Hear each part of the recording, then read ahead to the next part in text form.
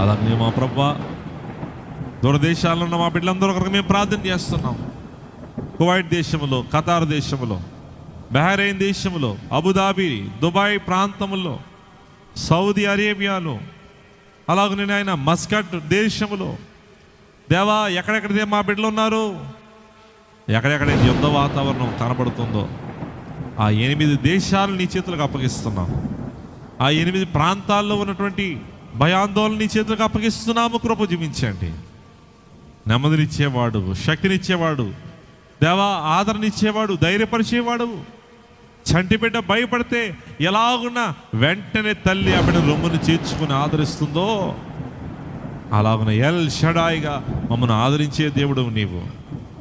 కౌగిట చేర్చుకునే దేవుడు నీవు. హక్కున చేర్చుకునే దేవుడు నీవు నాయన. భయపడుతున్నటువంటి మా బిడ్డలను నీ కౌగిట్లో చేర్చుకోమని ప్రార్థిస్తున్నాం.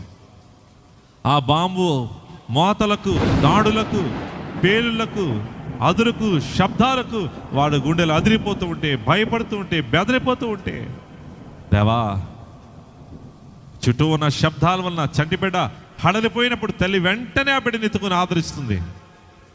ఆ తల్లి రొమ్మును ఆనుకున్నటువంటి బిడ్డ ధైర్యపరచబడుతుంది, ఆదరణ పొందుతుంది. అలాగ నీవే దేవా, తల్లి గర్భంలో రూపింపబడక మునిపే మమ్మల్ని ఎరుగున్నటువంటి వాడు. ఇదిగో నీ చేతిలో మమ్మల్ని చెక్కుకున్నవాడు నీవయ్యా, మమ్మల్ని చంకబెట్టుకున్నవాడు నీవయ్యా. అందుకే నీ వైపు మేము చూస్తున్నాం. సర్వశక్తిమంతుడా, సహాయం దయచేయండి. దేశాల మధ్య సమాధానం కలిగించండి, నెమ్మది కలిగించండి దేవా. సమాధానం కలిగించి, నెమ్మది కలిగించి, శాంతి నెలకొల్పమని ప్రార్థిస్తున్నాం.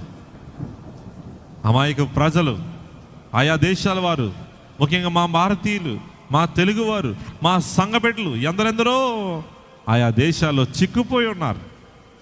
చూడడానికి వెళ్ళిన వారు, ప్రార్థనలకు వెళ్ళిన వారు, సేవకు వెళ్ళిన వారు, పని చేసుకునేవారు దేవా, ఆ ప్రాంతంలో ఎంతగానో భయపడుతున్నారు. నీ కృప సన్నిధి, సహవాసం, కాపుదల వారికి దయచేయమని ప్రార్థిస్తున్నాము తండ్రి. నీకు వందనాలు.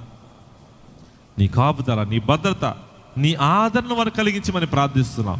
నువ్వు సర్వశక్తిమంతుడైన దేవుడు గనక యుద్ధాలు క్రమముగా ఉడిగిపోవును గాక, సర్వదేశములందు శాంతి కలుగును గాక అని మేము ప్రార్థిస్తున్నాం, మేము ప్రకటిస్తున్నాం. ప్రభు జీవించి నీ అద్భుత కార్యము జరిగించి, ఎవరికి ఎలా బుద్ధి చెప్పాలో, ఎవరికి ఎలా మాట చెప్పాలో, ఎవరిని ఎలాగో లోపరచుకోవాలని ఎరిగిన దేవుడు కనుక అన్యాయం చేసేవారిని అన్యాయం చేయనీయక దేవా, మరి ఒక ప్రక్క ఇవన్నీ నీ రాకడ గుర్తులను మేము గ్రహిస్తున్నాం. నీవు అతి త్వరలో మా కొరకు వస్తున్నామని సూచనలు మేము గుర్తిస్తున్నాం.